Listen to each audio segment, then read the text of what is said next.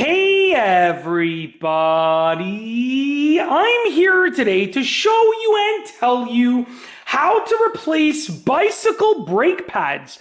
This will be a full tutorial, so let's get right into the video.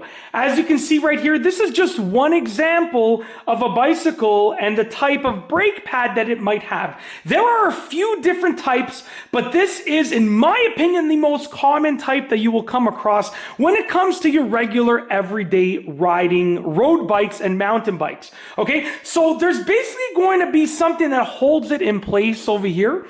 And in this case, I can use this Allen key right here to remove it.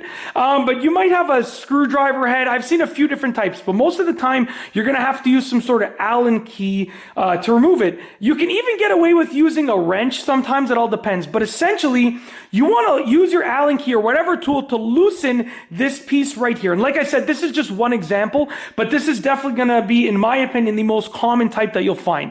So I'm going to go ahead and I'm going to twist this counterclockwise to loosen it a little bit. Now, once it's loose enough that you can move it like that, you could probably do the rest by hand. Okay, you don't need to keep using that tool because you want to be careful not to lose any of the parts. Okay, so you want to twist this counterclockwise until it comes off. Okay, you can see right there it's come off. Okay, and there's likely going to be some washers on it. You want to make sure you don't lose those, and just remember the order that they're in if there's a washer or a spacer. Okay, once you've gotten everything out, you can remove your brake pad. Now, you can definitely do this while removing the tire or the wheel. You can definitely do that. And that's, if you're doing a whole bike tune-up, that's fine. But if you just want to replace the brake pad, you don't have to remove the tire or the wheel. You can definitely do it without removing it fairly easily. You can even undo the brake actual calipers if you want to get a little bit more space and a better angle. But you don't even need to do that. So you can see right here, what you're going to do is you're going to look at the exact type that you need and the size. You're probably going to want to bring this to a bike store to figure out the exact sizing, okay, and the exact type, okay, of peg that you have here. Okay, with the threading and such.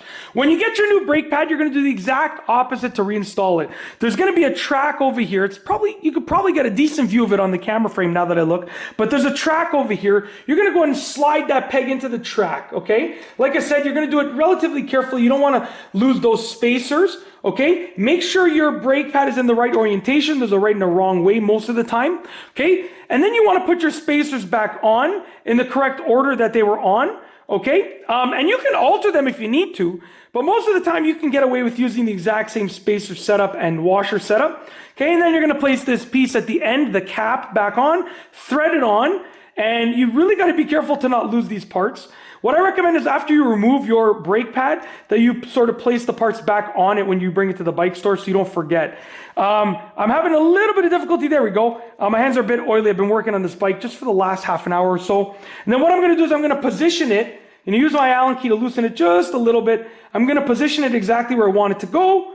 And then I'm going to go ahead and I'm going to tighten it up. And obviously, you can't just assume that this is good to go. You got to take your bike for a little test ride for a few minutes, test out the brakes, push the brake lever to test them out. And in this case, this bike is really needs a tune-up, as you can see. But test them out and adjust them accordingly. You want to do a whole brake adjustment after you replace your pads. It's very unlikely that you can replace your brake pads and then just leave your brakes the exact same way that they were before. You most likely will need to adjust them. So this is just how to replace the brake pads, but then separately you're going to have to adjust your entire braking system.